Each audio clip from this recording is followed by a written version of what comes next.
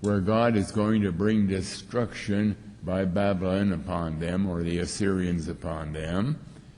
But when we talk about the Great Tribulation, we see Babylon standing at the gates of Jerusalem ready to destroy it, and we see people killed and lying in the streets dead and so on.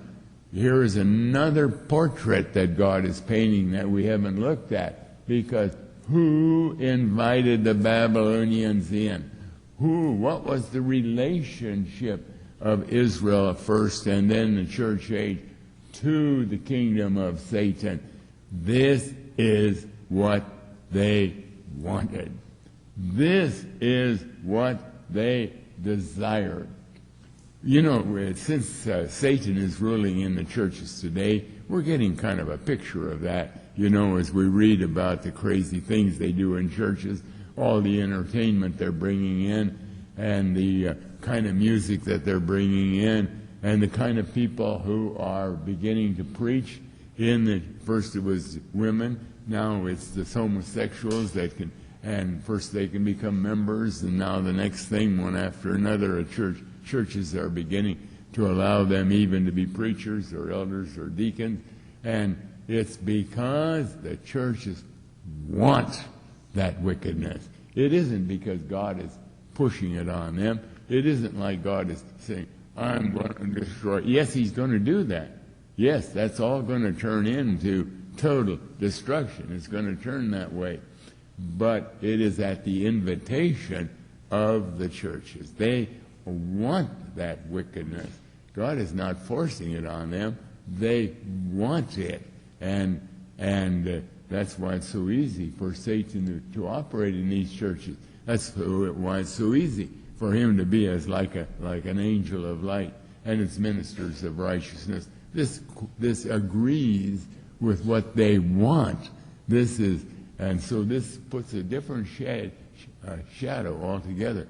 It isn't like God is looking at the churches, and he is, but this isn't the end of the matter. Like he's looking at them, oh, you have destroyed my word, you have thumbed your nose at me, you have rebelled against me, and you have done all these ugly things, and I'm going to put Satan there to rule over you, and he's going to make you more and more sinful so that you will be more and more prepared to enter into the judgment day.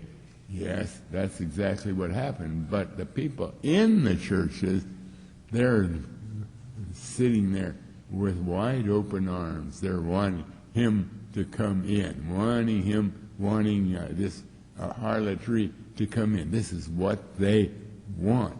And so we can expect that when we start telling the world that May 21, 2011 is going to be the day of the judgment, that's the last thing they want to hear about. That is absolutely the last thing. We're having way too good a time. Why? We've never had it so pleasant in our church. The kind of meetings we have, the coffee groups we have, the things that we're watching and doing, and it's just so wonderful, so nice. And please, please don't talk about that. And so they cling heavily to the fact that through the church age, God had intended that they're not to know the time. And so that's their big argument. Anytime you talk to a church person about May 21, 2011, the first thing they're going to tell you is, hey, look, nobody knows the day or the hour. I can show you verse after verse. And they can. Because they're not reading the whole Bible. They're only reading part of it.